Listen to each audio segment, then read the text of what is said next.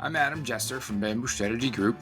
We specialize in EV consulting and assisting both businesses and individuals with the transition to clean energy transportation, as well as EV charging solutions for commercial, residential, and municipal property owners. Today, we're going to show you a very basic overview of how to use PlugShare.com to plan EV charging stops ahead of longer road trips. Now, there are a number of tools that you can use to do this, but today we're going to look at PlugShare. I would also mention that there are a number of features within PlugShare that we're not going to go into today, just for purposes of keeping things as simple as possible. First of all, I do want to mention, when you look at this map, it doesn't look like there are a lot of chargers being shown, but as you scroll in, you can see how more of them appear. As an overview, what you're seeing here, green chargers that you see here are level 2, meaning anywhere from 7.2 kilowatts to 19.2 kilowatts and anywhere in between, meaning that they will likely be an overnight charge or certainly over the course of a couple hours, depending on how much charge you need to replace. For purposes of longer trips, when you're looking for a quick stop to replicate the experience of stopping for gas, you're looking at these orange chargers here. So these are your DC fast chargers. These are anywhere from 50 kilowatts all the way up to 350 kilowatts as of the time of this recording. Anywhere between 10 and 30 minute stops for charging. So that's what we're gonna be looking for today. Before we start, I'm gonna go over here and we're gonna set up our filters first. So we're on PlugShare.com and we'll go over here. If you don't have a menu pop down, go over here and click on these 3 lines. It's called a hamburger menu. Go over here and hit filters. So there are a number of filters that we can use to either include or exclude different types of charging based on how many stations there are at a stop, how many amenities, what amenities are there. I like to start very basic with the filters. I like to hide dealerships, number 1. And the reason for that is a lot of dealerships will show up on the map because they have network connected chargers. That doesn't always mean you're going to have access to those chargers. It's kind of a per dealer decision, and you don't always know what their policy is going to be before getting there. So you don't want to rely on dealership charging unless you happen to know a dealer and have prearranged it with them. I also like to hide restricted access. Again, I'm trying to eliminate unknowns along the trip. And for me, I don't own a Tesla anymore. If you do own a Tesla, you can leave hide Tesla only locations unchecked. You could also use the Tesla tool on Tesla.com or inside your app or in the in-dash navigation in the Tesla to locate charging. Those are all very good options when you're in Tesla. You could also use PlugShare. I no longer have a Tesla. I have a Ford Mustang Mach-E, so I'm going to hide the Tesla only locations. That doesn't mean that we're not going to be able to charge at a Tesla charger. It's just a number of Tesla chargers do not allow non-Tesla vehicles to charge at them. There are other Tesla chargers that you can charge at with a non-Tesla with an adapter. Sometimes it's called a Vortex adapter. If you have any questions about that, feel free to email us. I'll put the contact info in the comments. I also like to hide the Rivian only locations for all the same reasons. Going down a little bit here, I like to hide the coming soons. We don't really care what sites are under construction, so we're going to hide the coming soons. You can also hide or include specific charging networks. For purposes of this video, I won't uncheck any of these. We'll leave them all checked. Don't worry, there'll still be plenty of charging even with all of these restrictions along the way.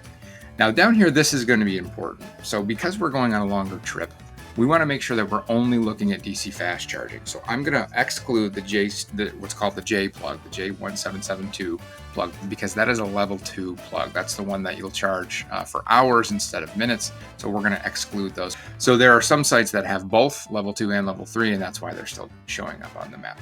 But CCS1, that's our DC fast charging. And again, so I'm going to exclude the NACS plug. For purposes of this example, you don't always have to do this if you have the adapter. As long as you have excluded the hide Tesla only locations, if you want to include the NACS Tesla plug, you can, and those will, in theory, those should be the sites that have the Tesla chargers that will allow you to use the adapter and charge a non-Tesla. Again, for purposes of this, I'm just going to keep it clean and exclude those as well, and you can see how a number of the locations have disappeared. I think that's good for our filters for now. So I'm going to roll that back up, and then we're going to come right down here to our trip planner, and we're going to go plan new trip. Now for our sample trip, I am going to use something that I actually just did a couple weeks ago. It was over 900 miles round trip. I had absolutely no problems because I used this tool ahead of time. When we hit trip planner, you can see over here, we've got our start and our destination. So I'm going to put in Olean, New York as our start, and you can see them kind of pop up down below this.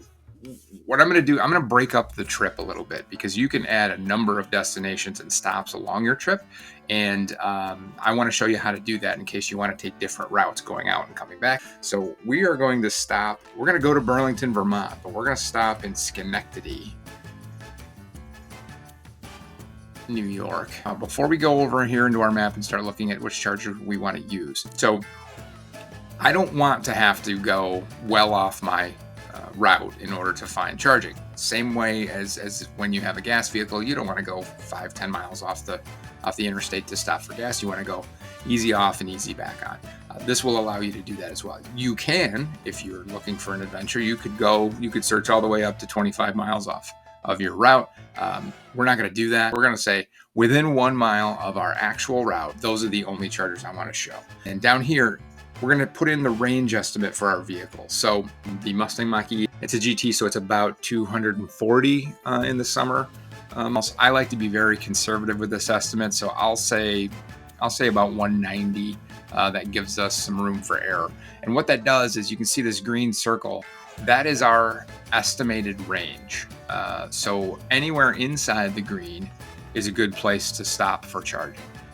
I don't ever like to go to the very last orange option inside the circle, just in case. You never know if there's a problem, if there's a wait time, if there's any sort of obstacle to charging when you get there. I like to pick maybe the second or third one in to be safe. So for this trip, we're going to go about 292 miles. So we're going to start to look at what chargers we have available to us. We're not going to go to the last one, right? So I'm going to go, let's say a WeGo. Now, 20 Park Street is a municipal installation. We actually did do that. We stopped there. It's a wonderful charging area, and there were some great businesses that we actually went into town and got lunch, and the car was done charging well before we even got our lunch. So it is a fast charging. So we're going to look over here, and when you click on the charging site, you can see all the details of it. You can add the address to your GPS and things. You can see what amenities are there. You can also see what reviews, who people that are actually doing it. You can see pictures of the site to help you figure out where they are. This is actually a picture I submitted. That's me charging there with the Mustang a couple weeks ago. So what I want to do is say, okay, this is the one. I want to go to this one. Let's add that to our trip. So now that has added it, and it's showing us we're going to go about 147 miles, 2 hours, 12 minutes before our first charging stop. And then after we charge, it's another 146 miles, 2 hours and 23 minutes to our destination. So that is now in there. We know that that's good. And as you can see, our charging estimate circle has grown because now it's accounting for the fact that we are going to charge at that spot, and it's adding another 190 miles to the end of that trip. I want to pause here for a quick intermission, especially for those who are just looking for the most basic overview. Basically because we've done it. We've set our parameters. We've gone from point A to point B in a distance that exceeds our vehicle's fully charged range. And we found places to charge in between. That's what tools like PlugShare are here for. If this was helpful, it's okay to bail here. I won't take offense. If you have any questions about an upcoming trip or about anything related to owning an EV or installing charging at a workplace, municipal or multi-unit residential or commercial location, please feel free to reach out to us at info@bamboostrategy.group. Since I mentioned the recent 900-mile trip at the outset, what follows for the remainder of the video is a demonstration of how to continue to plot a longer trip with multiple stops and taking a different way home than the one you took to your destination. If you'd like to see what that looks like, let's get back to the video. Let's zoom back out. Let's go back up here. And we are going to add a stop because that isn't our final destination. We're going to Burlington, Vermont. Okay. So same thing here. It's showing charging along our route. What you can see here is it's called a plug score. The plug score reflects the experience of its most recent users, meaning were they able to charge? Did they have a good experience? Software and apps and payment and speed and all of those sorts of things. But again, you can kind of look at each of these and see what's around them. If there's restaurants, if there's a convenience store, again, so you can combine stops. So now let's start to plot our way home.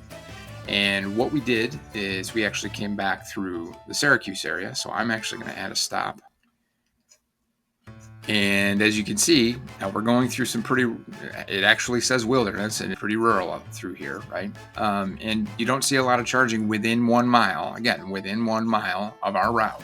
there is still charging. We stopped at the Shroon Lake Sunoco gas station, which had facilities, had a restroom, some pretty good food. So we'll add that to our trip. And again, you can see how the circle adjusts as you add things to your trip.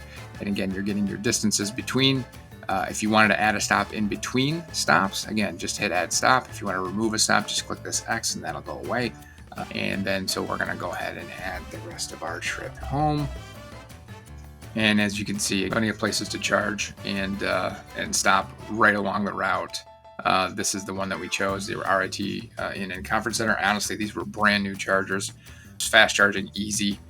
838 miles. As I said, we did do some side quests in Vermont while we were there, so our total was closer to 925 miles round trip. And again, zero problems.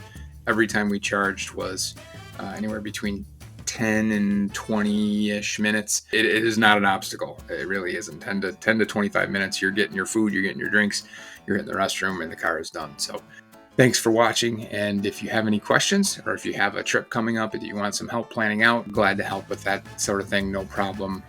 Just shoot us an email at info@bamboostrategy.group.